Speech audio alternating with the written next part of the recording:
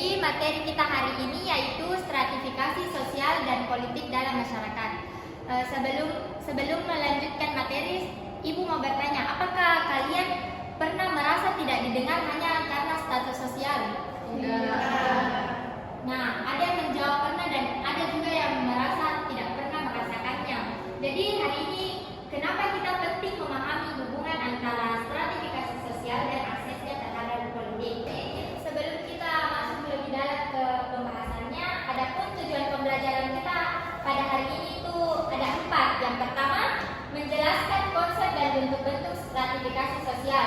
Yang kedua, menganalisis pengaruh stratifikasi sosial terhadap akses kekuasaan dan politik. Ketiga, menyampaikan hasil diskusi kelompok secara aktif dan logis. Dan yang terakhir yaitu menyusun solusi terhadap permasalahan ketimpangan sosial dan politik secara kritis. Nah, apa sih stratifikasi sosial itu? Jadi, stratifikasi sosial adalah penggolongan anggota masyarakat ke dalam lapisan-lapisan sosial secara vertikal. Hal ini bisa terjadi karena perbedaan kekayaan, kekuasaan, pendidikan, atau status keturunan. Adapun berdasarkan tujuan pembelajaran kita tadi, pembelajaran kita pada hari ini akan menggunakan model problem based learning atau yang biasa disebut PBL dengan pendekatan saintifik dan sosiologi kritis. Baik, sekarang Ibu ingin mengajak kalian melihat satu kasus nyata yang terjadi di masyarakat. Didengarkan baik-baik ya. Di sebuah daerah, pemerintah setempat memiliki program beasiswa bagi siswa-siswa yang berprestasi. Tujuannya tentu bagus, yaitu memberi kesempatan kepada anak-anak pintar agar bisa melanjutkan pendidikan. Tetapi sebagian besar penerima beasiswa itu justru berasal dari sekolah-sekolah elit yang ada di pusat kota. Sementara siswa dari sekolah-sekolah di pinggiran yang juga punya potensi nyaris tidak pernah dapat. Akibatnya muncul rasa kecewa bahkan kecemburuan sosial dari masyarakat di daerah pinggiran. Mereka merasa tidak diberi keadilan. Nah, sekarang coba kalian pikirkan dan renungkan, apakah dalam kasus ini keadilan sosial sudah benar-benar tercapai dan mengapa hal ini terjadi? Jadi berdasarkan kasus tadi dianalisis secara berkelompok. Kelompoknya kita bagi 2 saja ya, mulai dari sana menghitung 1 dan di sampingnya 2, begitu juga dan seterusnya. 1, 2, 1, 2, 1, 2, 1, 2, 1, 2. Jadi tadi yang menyebutkan angka 1 silakan bergabung dengan sesama teman kelompoknya di sana dan di sini kelompok 2.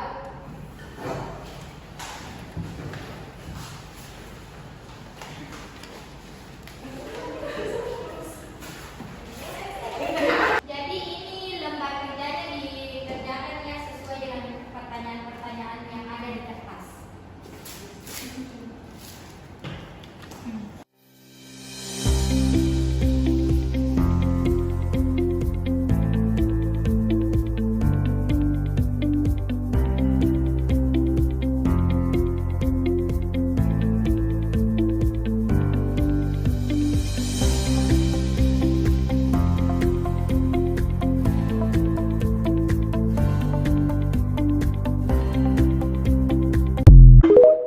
Apakah kelompok 1 sama kelompok 2 sudah selesai hasil diskusinya?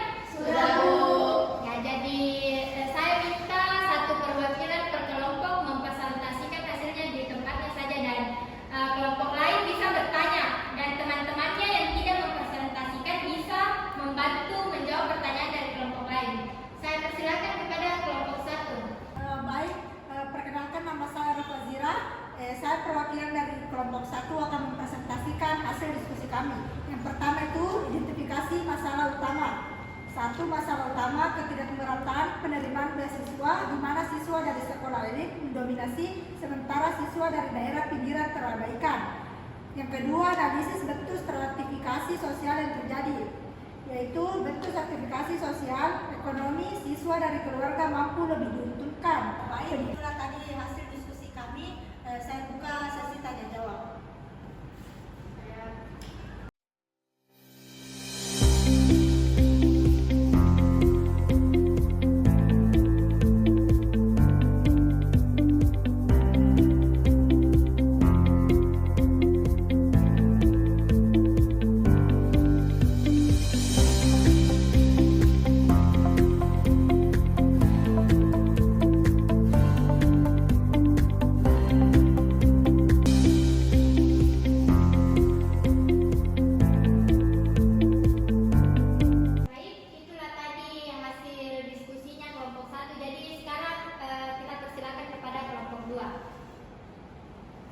Baik, identifikasi masalah utama. Masalah utama dalam kasus ini adalah ketimpangan akses terhadap program beasiswa, di mana siswa dari sekolah elit di pusat kota lebih banyak menerima beasiswa dibandingkan siswa di daerah pinggiran. Hal ini mencerminkan adanya ketidakadilan dalam distribusi kesempatan pendidikan. Setelah hasil diskusi dari kelompok kami kepada kelompok satu, apakah ada yang ingin bertanya?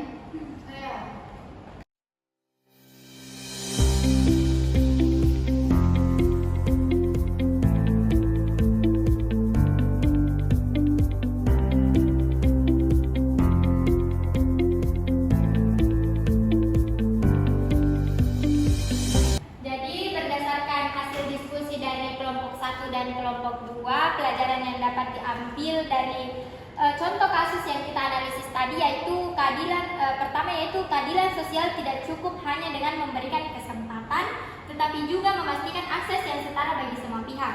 Kedua, stratifikasi sosial dapat memengaruhi siapa yang mendapatkan keuntungan dalam sistem termasuk di bidang pendidikan. Ketiga, pentingnya kepekaan terhadap ketimpangan agar kita bisa bersikap kritis dan memperjuangkan kebijakan yang lebih adil.